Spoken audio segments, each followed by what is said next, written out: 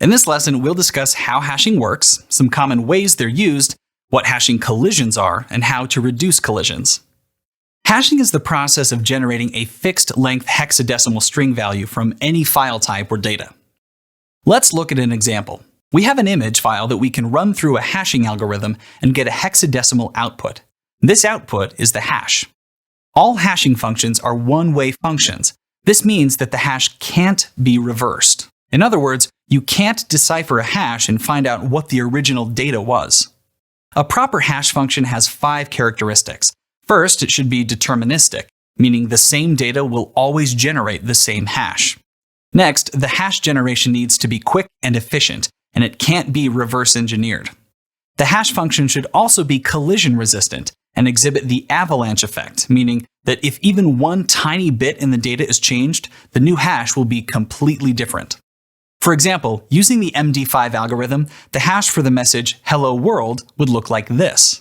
If we capitalize the W and generate a new hash using the same algorithm, we get a very different hash. There are a few reasons why you may want to generate a hash for some of your data, such as verifying file integrity, providing digital signatures, and verifying passwords. Let's look at each in a little more detail.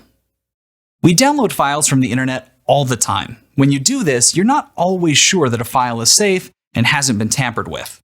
By providing a hash of the original file, you can verify that the file you downloaded is legitimate.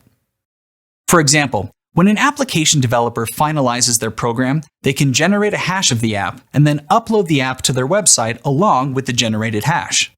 Later, this company's website gets hacked, and the hacker replaces the program file with another malicious program by the same name.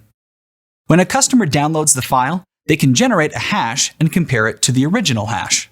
Because the app file has been replaced, the hashes won't match, and they'll know that the file has been changed and they shouldn't run it.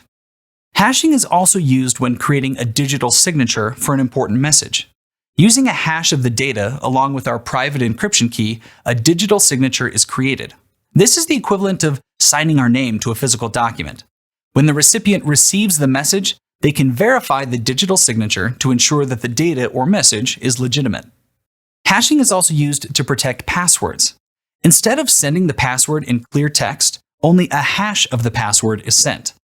For example, when you use a Microsoft account to sign in to a Windows system, your password is first encrypted using a special hashing algorithm called NTLM.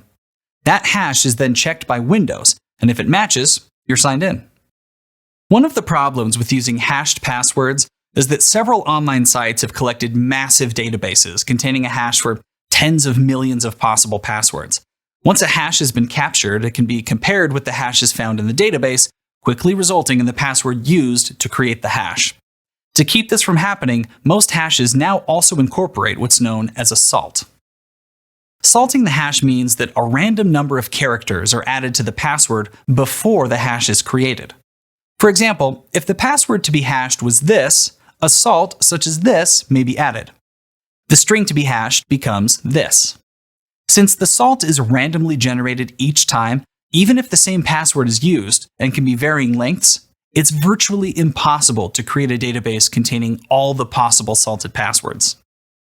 Using hashing helps meet the goals of information security by providing file integrity, non-repudiation, confidentiality, and authentication. A hash collision occurs when 2 completely different files generate the same hash. A rainbow table attack takes advantage of this weakness. Let's go through the process.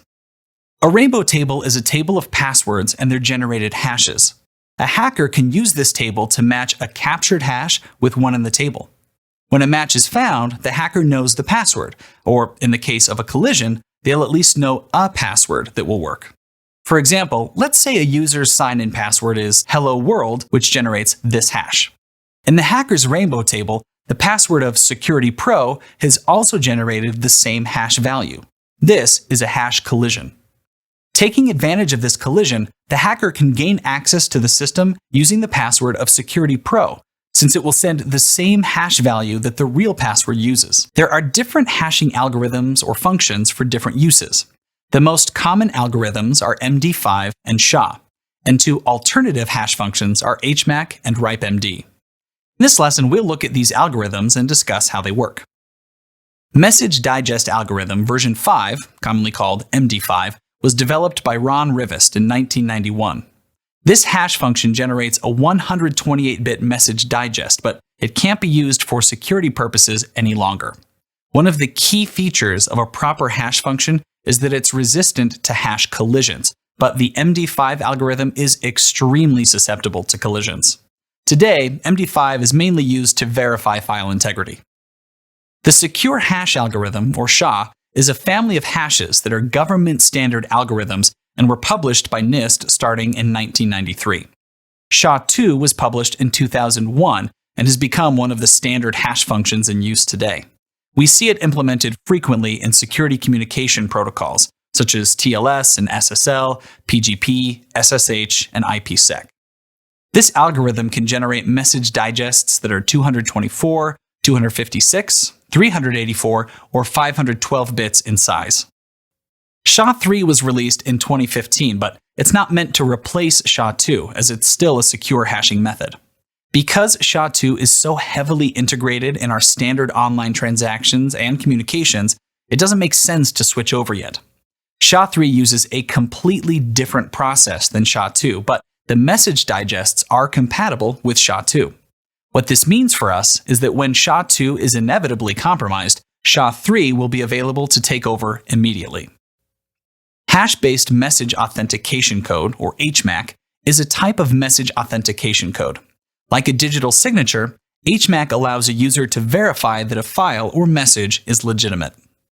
When using HMAC, the message sender provides a secret key that's used with a hash function, such as MD5 or SHA, to create a message authentication code. The recipient then uses the key to verify both the integrity and authenticity of the message. In 1992, a new hash function called RIPE Message Digest, or RIPEMD, was developed based on the MD4 algorithm.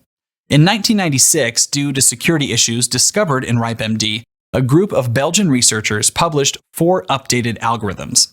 While it's not as popular as SHA-2, the 160-bit function is used frequently with Bitcoin and other cryptocurrencies.